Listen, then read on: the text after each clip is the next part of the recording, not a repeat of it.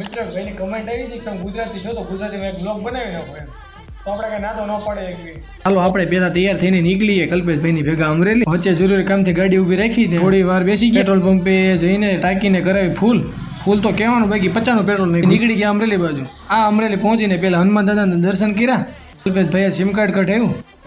ત્યાંથી ડુગુ માટે દવા લેવા ગયા અને બેલ્ટ લેવા ગયા બેલ્ટ સારા ન લાગ્યા તો ત્યાંથી નીકળી ગયા બીજેથી બેલ્ટ લઈને પછી રિલાયન્સના મોલ આવી ગયા આ જો આ ત્રીજો મોલ દેખાય ને આપણો ભાઈ કાલે જ લીધો પછી એ ગાડીને પાર્કિંગમાં લગાડી સીધા ગયા ફ્લિપકાર્ટની ઓફિસે ત્યાં કંઈક પાર્સલ લેવાનું હતું કલ્પેશભાઈને પણ ઓર્ડર કેન્સલ થઈ ગયો હતો એટલે પછી એમને પાછા આવી એવા આપણી એકેડમી પણ આવી ગઈ જો ભાઈ ગાડી ઉપર છું ને ત્યાં હું 6 મારતો ત્યાંથી મસ્જિદવાળા રસ્તે પણ આપણે ગાડી હાલી પછી કલ્પેશભાઈએ સોડા અને મેં લસ્સી પીધી એણે સામેથી પૂછ્યું તો આપણે કંઈ ના તો પાડી એકવી નહીં